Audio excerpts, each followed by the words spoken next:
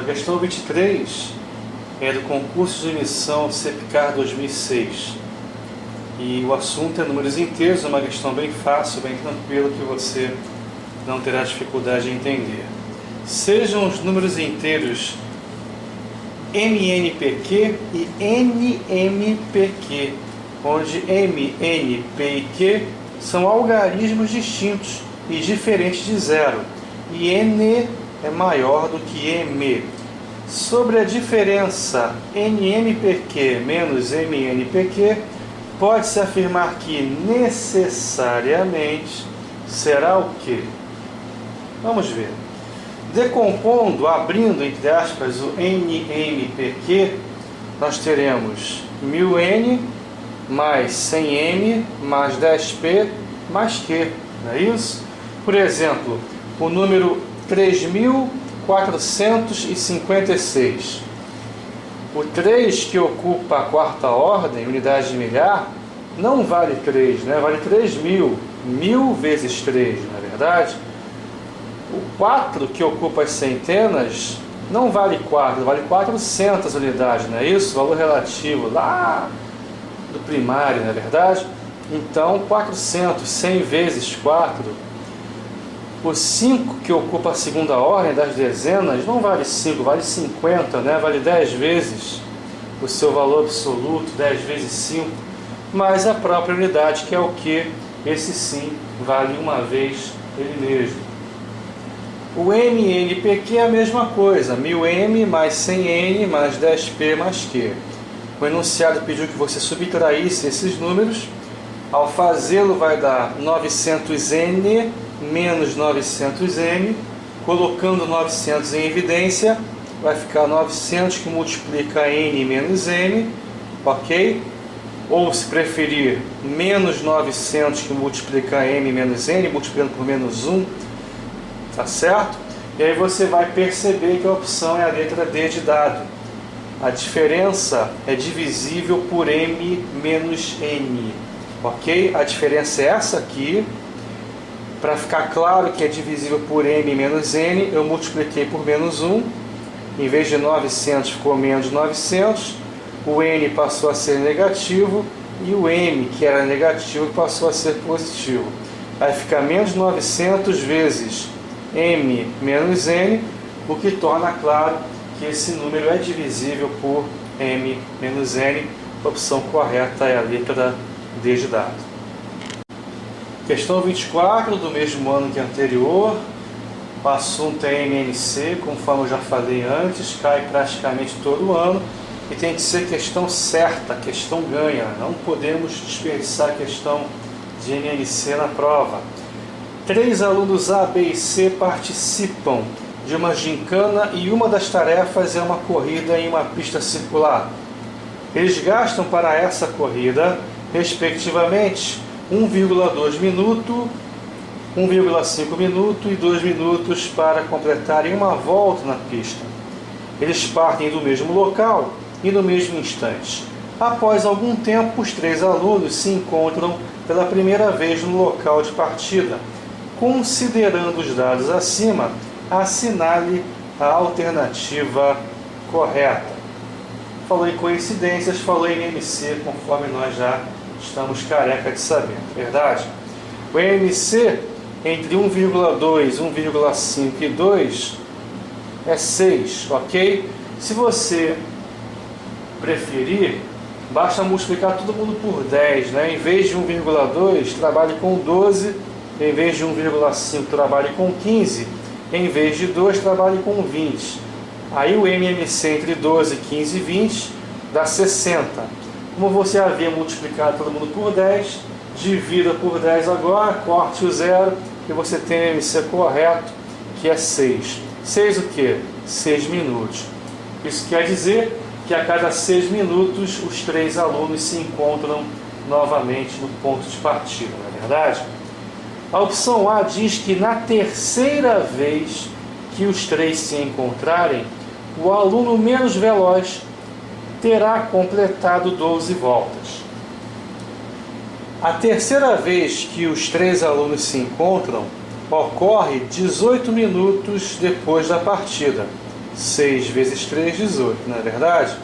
O aluno menos veloz é o que gasta 2 minutos por volta, não é isso? Então, em 18 minutos, ele terá dado 9 voltas e não 12, como a letra A afirmou. Então, ela é falsa. Letra B.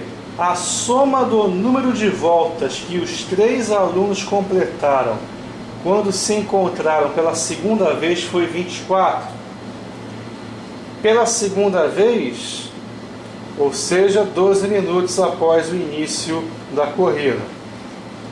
O primeiro, que leva 1,2 minuto para dar uma volta, em 12 minutos deu 10 voltas.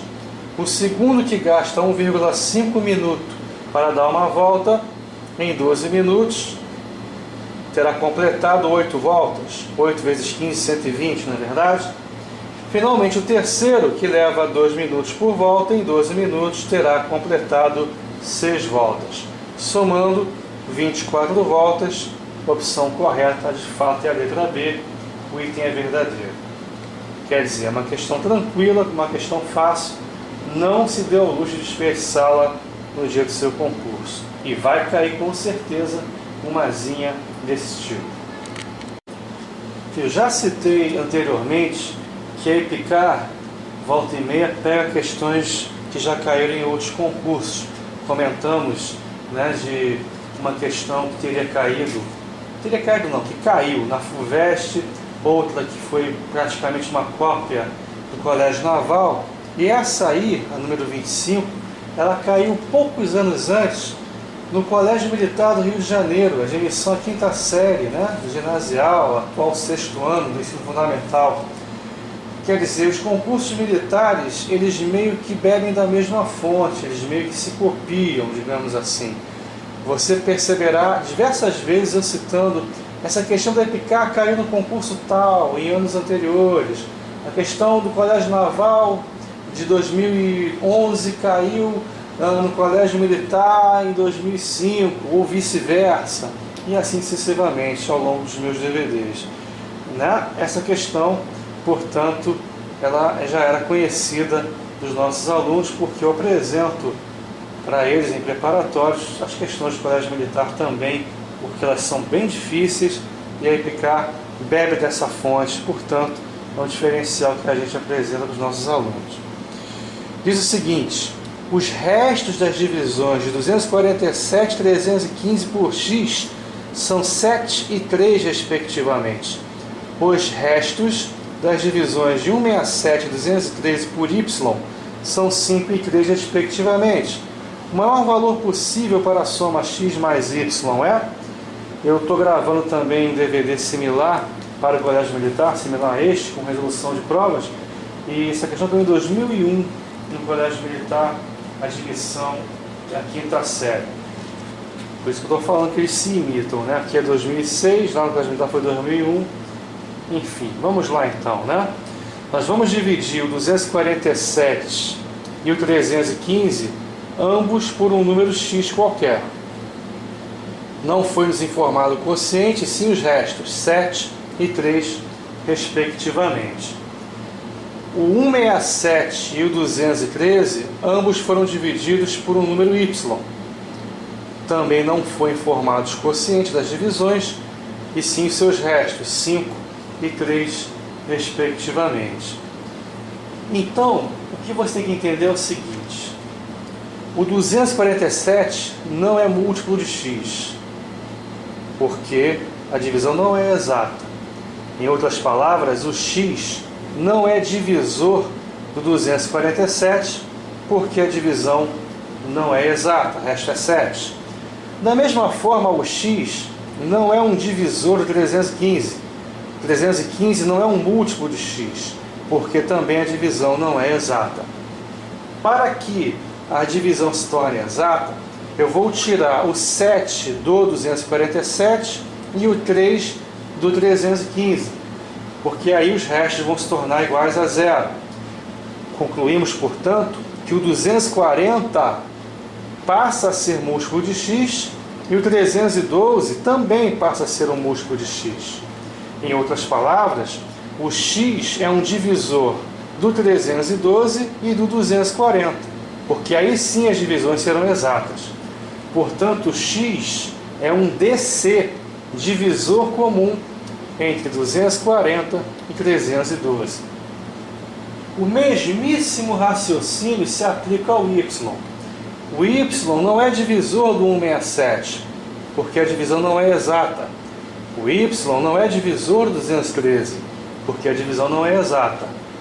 Se tirarmos os restos dessas divisões, né, se pegarmos 167 e tirarmos 5 unidades e 213 e tirarmos 3 unidades, os novos dividendos aí sim serão divisíveis por y, porque as divisões irão se tornar finalmente exatas. Quer dizer, o 162 aí sim é múltiplo de y, e o 210, que é o 213 menos 3, aí sim é múltiplo de y.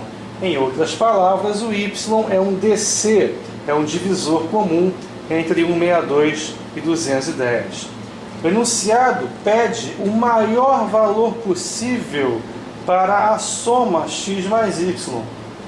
Se o enunciado pede a maior soma possível, então precisamos que tanto o x quanto o y sejam os maiores possíveis, para que a soma também assim o seja, não é verdade? Então, para que o x seja o maior possível, ele tem que ser o MDC, maior divisor comum entre esses números, e o y também, o MDC, maior divisor comum, máximo divisor comum entre esses números. Quer dizer, vamos calcular o MDC desses dois números e encontrar o x, o MDC dos outros números, encontrar o y e somar os dois resultados. O x, portanto, vale 24, que é o MDC entre 240 e 312. O y é 6, MDC entre 162 e 210. A soma dá 30, opção A. A próxima questão também é da mesma prova, admissão ao CEPCAR 2006. É uma questão que não é das mais difíceis, contudo é uma questão que você vai perder um pouquinho de tempo. É uma questão longa, o enunciado é grande e você tem que analisar item por item para descobrir qual é a opção incorreta, né? Vamos lá com muita calma para entendermos o que está se passando aí nesse exercício. O assunto é frações, também podemos dizer que se trata de um problema do primeiro grau. Dois jogadores, Antônio e Bernardo, em determinado jogo envolvendo 110 partidas com dois jogadores, fizeram um acordo e Antônio disse a Bernardo: cada vez que eu perder, ou seja, todas as vezes que o Antônio perde, eu lhe pagarei um valor correspondente a 1/5 de 1/3 do dobro de R$150. É a famosa encheção de linguiça, né? 1/5 de 1/3 do dobro de R$150, não é isso? Ou seja, R$20. Toda vez que o Antônio perder, dará ao Bernardo R$20. Entretanto, em cada vitória minha, cada vitória do Antônio, ou seja, toda vez que o Bernardo perder, quero que você me pague 50% a mais do valor que você receberia em cada vez que vencesse. Então ele vai dar os R$20 mais 50%, que são R$10, R$30 ao Antônio, se ele, Bernardo, perder. Ok? No caso de haver empate, ninguém paga e ninguém recebe. Bernardo concordou e os dois deram início aos jogos. Após a realização da última partida, verificou-se que em 1/11 dos jogos houve empate. Em 1/11 dos 110 jogos houve empate, então 10 empates ocorreram nas 110 partidas. Concluímos, portanto, que em 100 partidas houve algum vencedor. Vamos admitir que o Antônio venceu X dessas 100 partidas e o Bernardo venceu as restantes, 100 menos X. Se o Antônio venceu X partidas, ele arrecadou 30x reais, Porque toda vez que o Bernardo perde, dá ao Antônio R$30. Se ele venceu X vezes, ganhou 30 vezes X reais, não é isso?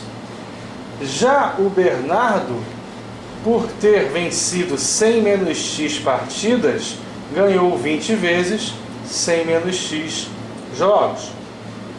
Toda vez que o Antônio perde, dá ao Bernardo R$20. Tranquilo? E aí? Vamos ter que analisar agora item por item para percebermos qual é o incorreto. Item A. Se não houve prejuízo para nenhum dos dois jogadores, Bernardo deve ter vencido 20 jogos a mais que o Antônio. Se não houve prejuízo, quer dizer, o valor que um arrecadou, 30x, tem que ser igual ao valor que o outro arrecadou. Deixa eu só aqui descer um pouquinho para você poder enxergar a conta. O valor que um ganhou, 30x, é igual ao valor que o outro ganhou, 20, que multiplica 100 menos x. Efetuando os cálculos, nós vamos obter o valor de x igual a 40. Quer dizer que o Antônio venceu 40 jogos e perdeu 60, que é 100 menos 40, não é verdade? Ou seja, o Bernardo venceu 20 jogos a mais que o Antônio. O item é correto, verdadeiro. Como ele quer o falso, como ele quer o incorreto, nós não vamos marcar essa opção. Item B. Se o número de vitórias dos dois fosse o mesmo e se não houvesse empate, Antônio teria lucrado R$550. Se não houve empates, então cada um venceu 55 partidas. Nem precisávamos fazer essa conta. Em cada vitória do Antônio, ele ganha R$10 a mais do que a cada vitória do Bernardo. Então, se o Antônio ganhou 55 partidas e o Bernardo também, a diferença vai ser 55 vezes 10, R$550. Ok? Fazendo a continha do que cada um arrecadou nessa situação, você vai perceber claramente que a diferença é R$550 de fato. No item C, nós temos, se não tivesse ocorrido nenhum empate, os dois não teriam lucro nem prejuízo se Bernardo vencesse 22 partidas a mais que Antônio. Bem, vamos chamar o Antônio de X e o Bernardo de X mais 22. O enunciado disse, por hipótese, que o Bernardo venceu 22 partidas a mais que o Antônio. Como não houve empates, o total de partidas é 110, x mais 22 igual a 110, x, portanto, igual a 44. Aí o Antônio teria ganho 44 partidas e o Bernardo 66. Nesse caso, o Antônio arrecadaria R$1.320, 44 vezes 30, e o Bernardo também R$1.320, 66 vezes 20, o item está correto. Portanto, concluímos que a incorreta só pode ser a letra D de dado e vamos confirmar o porquê disso. Antônio teve lucro se venceu pelo menos 31 partidas. Para o Antônio ter lucro, o valor que ele arrecada, 30x, tem que ser maior que o valor que o Bernardo arrecada, 20, que multiplica 100 menos x. Uma inequaçãozinha do primeiro grau nos dá x maior que 40. Ele falou que tinha que ser pelo menos 31 partidas, na verdade tinha que ser pelo menos 41 partidas, o item de fato é falso. A questão não é complicada, não é difícil, contudo é uma questão longa, o que infelizmente faz com que a gente perca algum tempo no dia da prova. Questão 27, também é de emissão CPK 2006, assunto, regra de 3, não falta em nenhum concurso, é outro assunto que vai cair, eu recomendo que você pratique bastante para não desperdiçar a questão. Nos últimos anos, as questões de regra de 3 têm sido um pouquinho mais bem elaboradas, com alguns pitacos a mais, né? Com algumas voltinhas a mais na questão, tornando-as um pouco mais interessantes do que as tradicionais, né? Vamos ver como é que é essa questão. Um tear eletrônico, trabalhando 5 horas por dia, produz 1.200 peças em 3 dias. O número de horas que deverá trabalhar no 8º dia para produzir 1.840 peças, se o regime de trabalho fosse 3 horas diárias, seria um número de qual intervalo que aparecem nas suas opções. Novamente, um TA eletrônico trabalhando 5 horas por dia, está aqui, produz 1.200 peças em 3 dias. O número de horas que deverá trabalhar no 8º dia para produzir 1.840 peças, se o regime de trabalho fosse 3 horas diárias. Eu tenho que ver nos 7 dias iniciais quantas peças já foram produzidas, para saber quantas faltam para completar as 1.840 que ele quer, que serão produzidas durante o 8º dia, não é verdade?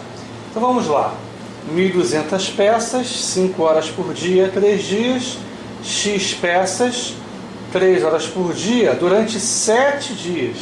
Eu tenho que saber quantas peças já foram produzidas nos 7 dias iniciais, para saber quantas faltam para completar 1.840. Essas que faltam serão produzidas no 8º dia, não é verdade? A variação entre horas por dia e peças é direta. Olha a pergunta que você vai fazer. Quanto mais horas por dia a máquina trabalhar, mais ou menos peças irá produzir? Com certeza você respondeu mais, não é isso? Variação direta. Vamos manter o 5 em cima e o 3 embaixo. Dias e peças. Variação também o que? Direta. Por quê? Quanto mais dias o TA trabalhar, mais peças irá produzir. Variação direta. Efetuando aqui as continhas, você vai obter X igual a 1.680.